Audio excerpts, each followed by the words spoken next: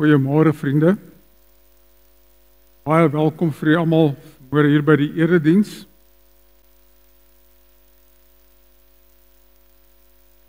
Ons lees uit die Bybel uit vanmôre uit 2 dele. Genesis 28 en Galasiërs hoofstuk 3. Genesis 28 en Galasiërs 3.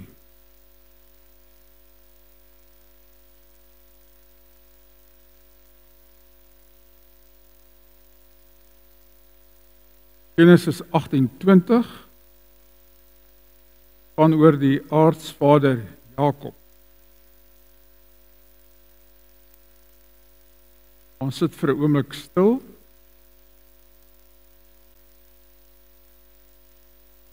O Heer, U gee U woord. U het U woord deur die eeue vir ons gegee.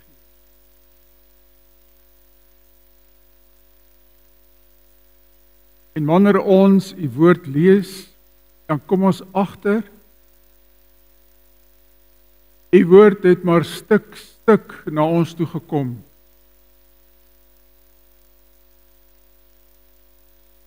En gelowiges het deur die eeue geleer glo. En ons is nie anders nie. Daarom is ons gebed vanmôre dat ons opnuut weer U woord sal aanneem en opnuut sal glo wat U vir ons gee. Dat ons vertroue sal toeneem en dat ons U woord sal gebruik as basis daarvoor. Ons dankie dat ons U woord kan gebruik en uit die woord die ou en die nuwe skatte kan haal, dat ons daarop kan vertrou. Dankie in die naam van Christus.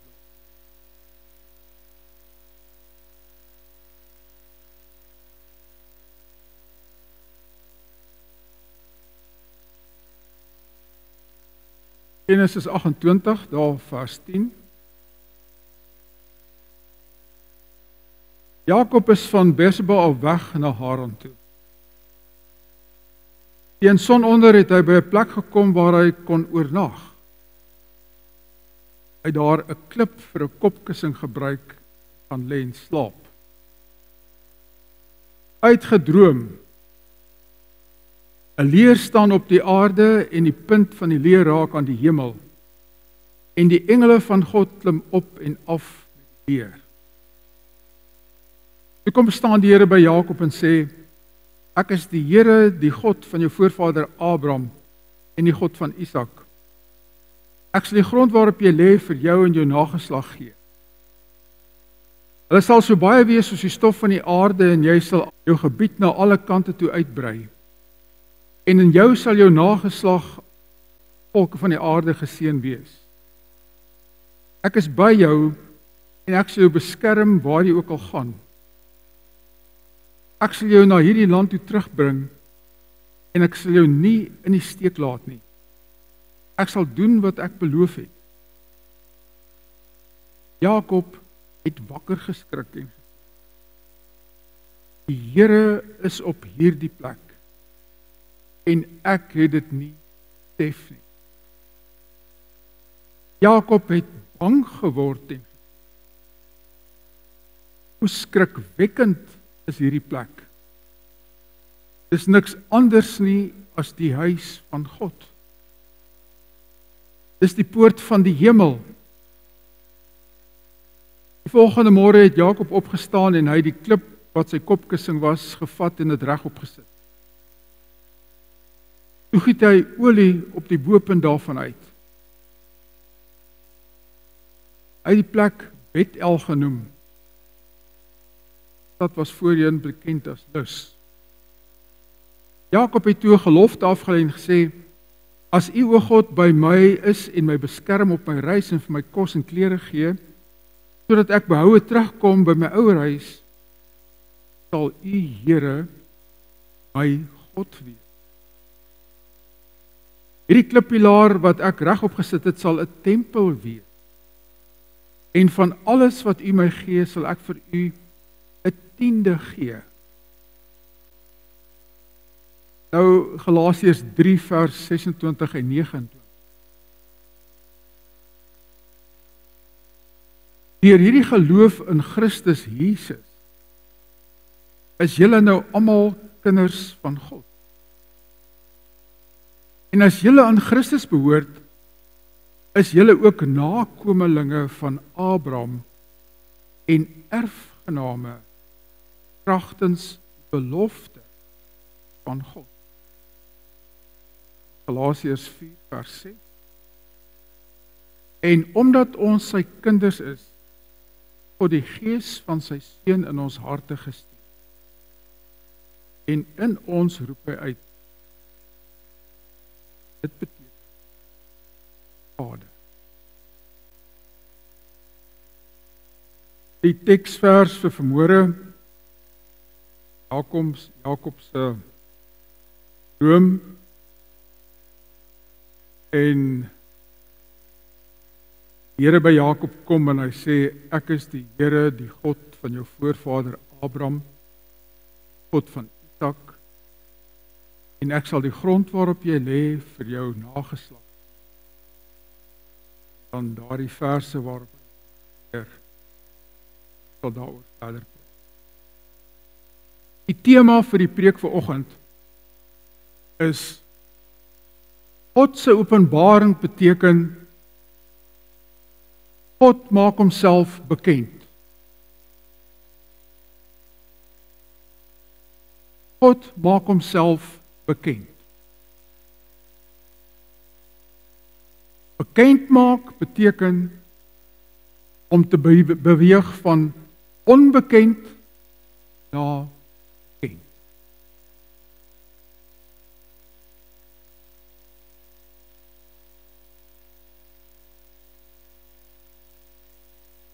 Die bekende skrywer E.L. de Villiers sê in sy boek Dalk Familie van Jesus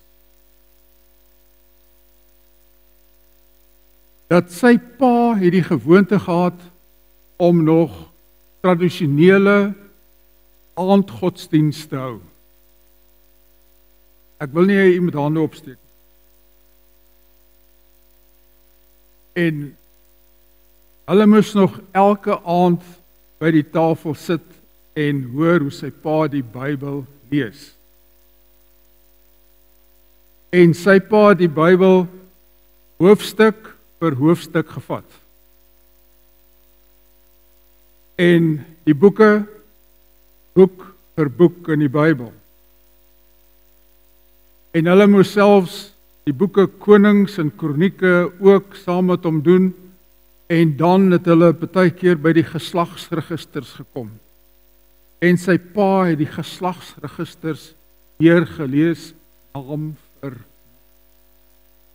haal ek maar aan uit E.L. de Villiers se boek. Hy sê, dan kom hulle by geslagsregister en dan klink dit so. Sealtiel was die vader van Serubabel. Serubabel was die vader van Abiud. En Abiud die vader van Eliakim. En Eliakim die vader van Asor. En Asor die vader van Sadok. Sadok die vader van Agim. So gaan dit aan, daai hele hoofstuk deur. Dit is wat sy pa die aand vir aan die tafel lees vir huisgodsdienst. En dan sit die gesin aan die tafel en almal sit en wag, laat die ou vader die hoofstuk nou klaar lees. Hy sê, en sy pa was nie 'n goeie leser nie, en hy sukkel maar deur hierdie Hebreëse name. Hy sê, as daar tog tussen hierdie name, hy sê, en dan kry hulle glimlagte op hulle gesigte. Hy sê, dan is daar tussenin name soos Ram, en Nagson, en Haran, en Gases, en Jeter, en Ara, En dan sit hy en sy ma vir mekaar en hy sê, was daar tog 'n van 'n Merwe? Was daar tog 'n Naas Botha? Dan kon daar iets gebeur het. En maar tussen al hierdie name was daar sulke onbekende goed dat mens niks daarmee kon uitrig nie. Dalk 'n Eugene Marais of 'n Pik Botha, dan sou mens met hierdie name iets kon doen. Maar hierdie Hebreëse name het eenvoudig niks beteken nie. En dan dink 'n mens nou aan Here Jesus Christus, ek is nog by Elde verleer. Dat die Fariseërs op 'n stadium vir Christus gevra het. Ons gesê het, ons is kinders van Abraham. Wie is jy miskien? En Christus het in 12-jarige ouderdom, dis toe hulle as volwasse beskou het, na die tempel toe gegaan. Toe die Here Jesus al geweet, hy is 'n kind van Abraham. Hy het nie twyfel gehad oor wie se kind hy is nie. Sy ouers het hom geleer. Hy het geweet hy is 'n kind van Abraham. En soos Jakob nou hier geweet het. Abraham, Isak, Jakob. Hy's 'n nageslag van hierdie uitverkore volk. Dit het die Here Jesus geweet. En toe die Here Jesus op 'n stadium by sy familie kom, het sy familie op 'n stadium ook met die Here Jesus daaroor gepraat. En toe sê die Here Jesus vir sy familie, wie is my moeder en my broers? Antwoord hy self. Kyk so rond. Daar is my moeder en my broers. Die mense wat hom volg. Die mense wat nie uitgelese is, soos Fariseërs en kenners. Mense wat nie teken word in die Israel stambome nie. Almal was geskok. Nou sê Elde vir my. 'n vraag. Is jy dalk familie van Jesus?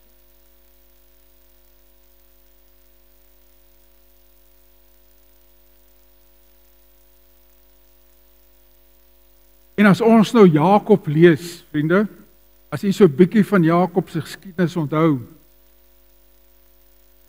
dan gaan dit by Jakob ook oor, is jy dalk familie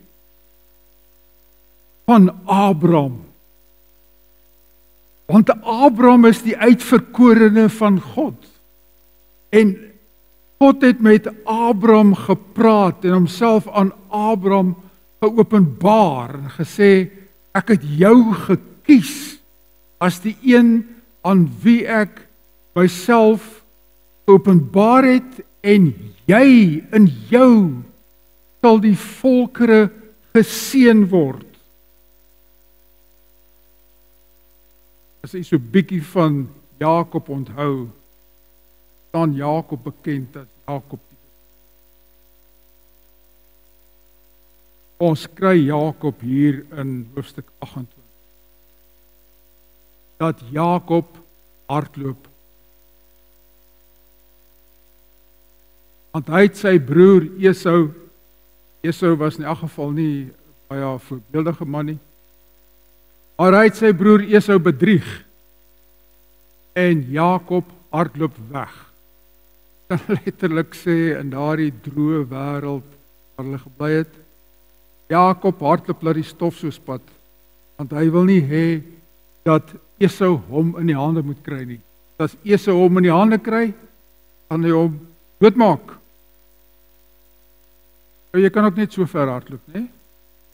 Dan haal die dag jou in en weer. Toe word dit nag. Toe moet Jakob slaap. En hy is so moeg en hy kry wat hy reken 'n taamlike rustige klip, en hy maak die klip plat, en hy rol een van sy gemaklike klere op, en hy sit dit bo op die klip, en hy gebruik hierdie kledingstuk van hom as 'n kussing, en hy lê bo op sy kop bo op die klip, en hy sit sy mantel om hom. Jakob is moeg, en Jakob is omtrent bewusteloos soos hy slaap. Sy hardloop weg vir Esau. En daar in die wilde halfwoestyn van Israel slaap Jakob. Terwyl hy slaap, droom hy. En hy kry hierdie fantastiese droom. Dink ek ken die droom. Hy droom nie van Esau uit angs dat Esau hom sal vang nie. Hy droom van God.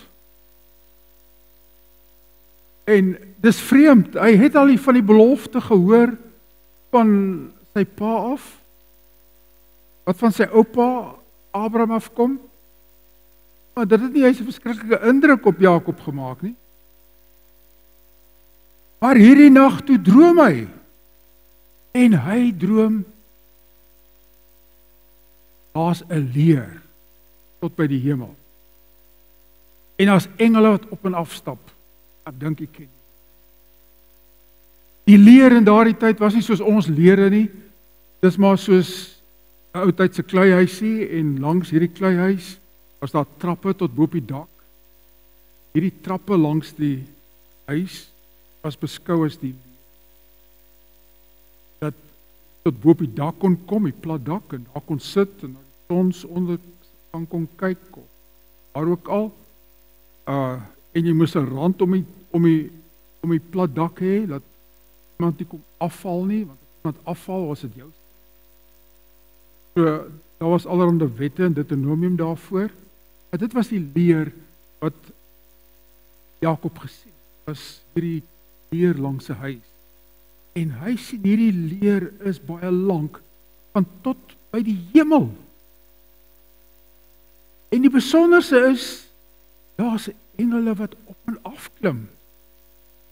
Dat Jakob homself nie of doodgeskrik het en wakker geword het nie, is 'n wonder. Ek dink hy was verskriklik moeg. Maar Jakob slaap. Toe hy die volgende oggend wakker word, toe is dit nog erger. Toe sê Jakob, en toe maak hy 'n paar afleidings. Want toe weet hy, die Here het aan hom verskyn in die droom. Hoe anders, wat is die ander betekenis van die droom? Dis wat die mense van daardie tyd gesê het. Vandag interpreteer ons nie drome sommer so nie. Ons ignoreer drome. Drome het nie vir ons meer baie betekenis nie. Daardie tyd het hulle betekenis gehad, maar die Here maak homself bekend in die droom, en hy sê vir Jakob, ek is die Here, die God van jou voorvader Abraham. Die Here sê dit vir Jakob. Ek is die God van Isak, God van jou pa. En jy sal baie word, en in jou sal die volkere van die aarde geseën word. Belofte van Abraham word vir Jakob herhaal. Jakob word nie wakker nie, maar hy slaap verder. Toe die volgende oggend wakker, dit met groot skrik. En hy sê, die Here is op hierdie plek. En ek het dit nie geweet nie. Ek het hier kom slaap. Ek moes nie geslaap het nie. Hoe kon ek? En hy vat die klip, en hy sit die klip regop. Nie bygelowig, maar hy sit die klip regop. En hy vat 'n buisie salf, nou mooi, goeie salf, En hy gooi die salf uit op die klip. En hy sê, hierdie sal 'n tempel wees vir God. Die dorpie daar was 'n klein dorpie met die naam van Lus. Hy sê, nou sal hierdie dorp se naam Bet-El wees. Huis van God. Want die Here is hier teenwoordig. Nou maak hy van hierdie plek 'n tempel. En in die later jare het Bet-El ook 'n tempel gehad. Want die Israeliete het toe daai plek van voorvader Jakob ook herdenk as die plek van waar Jakob geslaap het en hulle het 'n tempel daar opgerig. En Jakob sê nog iets. Ek dink ons teologiese studente ken hierdie plek. Ons ken selfs die Hebreëus in hierdie plek, want dit is so kort woordjie. Hoe skrikwekkend is hierdie plek, sê Jakob. Hy sê dat die Here hier teenwoordig was en ek het dit nie gesien nie. En ek het geslaap. Hoe kan jy slaap in die teenwoordigheid van God?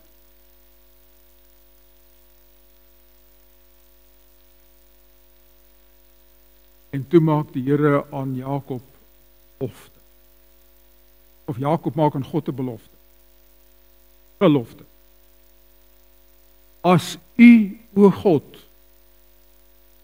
by my is en my beskerm op my reis en vir my kos en klere gee, sodat ek behoue terugkom. Nou hy vlug weg. Hy wil terugkom na sy pa en sy ma toe. Sal U, Here, my God wees. Kyk hierdie verskillende woorde. Sal U, Here, my God wees. Die Hebreëse woorde, Here is Jahwe. My God kan enige God wees. En hy sê ook bietjie later in vers 22. Hierdie klippilaar sal 'n tempel wees. Van alles wat U my gegee het, sal ek U 'n tiende gee. So hy sê, dit sal 'n tempel wees. En wat se tiende? 'n Tiende, sê Jakob, as ek U 'n tiende gee, dan wy ek al my besittings aan U. Dis die manier om te sê, ek en my besittings behoort aan U. Dis ook waar ons gebruik van tiendes vandaan kom, van Jakob en Israeliete af. Jakob het 'n ontmoeting met God. Wat gebeur met Jakob?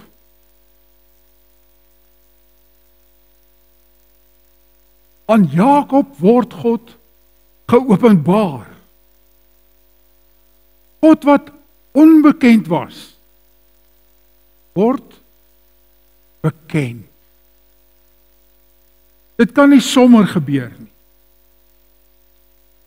Dit is hoekom ook in die tradisie van Israel is hierdie 'n vaste belydenis. Dat die God van Israel is die God van Abraham, Isak en Jakob.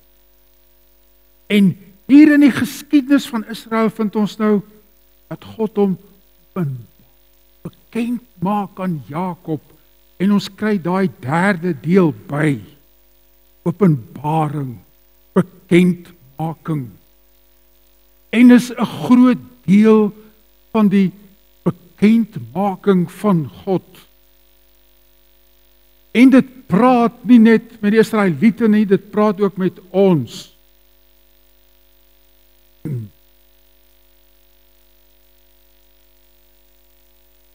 En as hy hierdie gelofte gemaak het,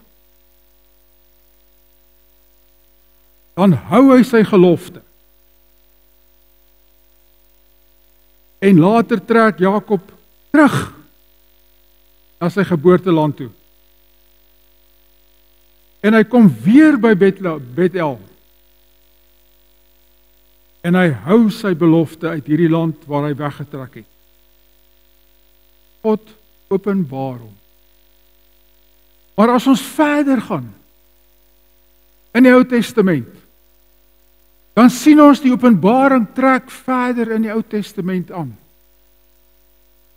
Ons kom verder in die Ou Testament en ons kom by Moses. Ken die geskiedenis, ek gaan nie alles herhaal nie. Moses in die braambos. Hy weet nie wat aangaan in die braambos nie. Totdat God met hom praat. Totdat God hom lei, totdat hy op die berg kom. Totdat hy op 'n manier vir God sien. Totdat God hom lei van die onbekende na die bekende. Totdat hy by die punt kom dat hy die wet neerskryf. Totdat die wet wat nie daar gewees het nie, daar weer sit word. Die openbaring begin gebeur. En ons leef in die tyd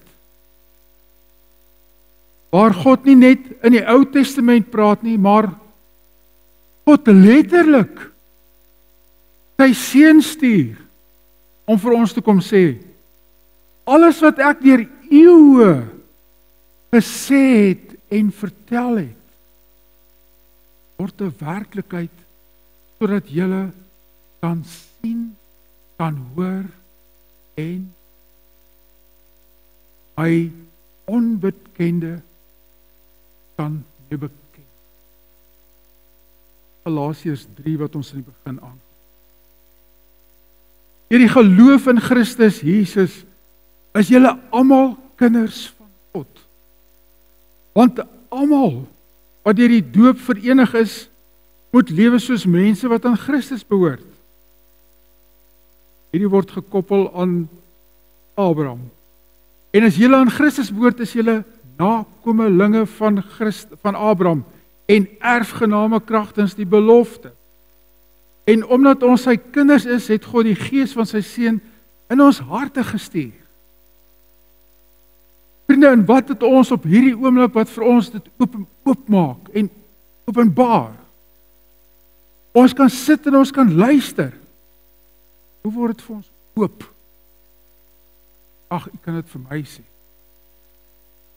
Maar as ons die woord lees en oordink, dan word die onbekende oop. Al is daar moeilike dele in die skrif, dit word oop. En ons verstaan God al meer. Want die woord wat God praat, duisende jare gelede, word vir ons vandag 'n bekende deel. Groot kerkvader Johannes Calvin het geskryf,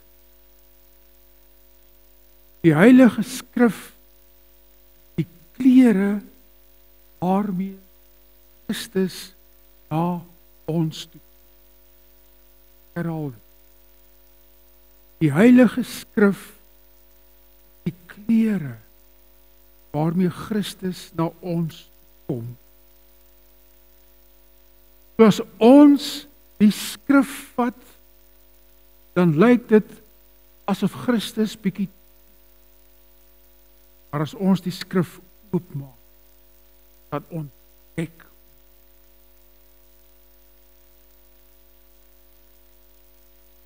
In al die woorde wat ek nou vir u gesê het, van Jakob af tot by die Nuwe Testament, gaan dit oor die openbaring. Want dit moet oopkom, dat ons kan verstaan. Tyd af. 'n Suid-Afrikaanse professor wat in Amerika gepraktiseer het, het gesê oor die openbaring. Ons moet nie net in die woord induik om daarin rond te dryf vir ons eie plesier nie. Ons moet leer, soek na ontmoeting met God en sy wysheid. Ons moet leer, soek na ontmoeting met God en sy wysheid. God beweeg van onbekend na bekend. Ons as gelowiges moet aanhou soek. Kan nie net stil sit. Dink, nou kom God net na ons toe. 'n geloofsaksie van elke om na God toe te gaan. Geloof.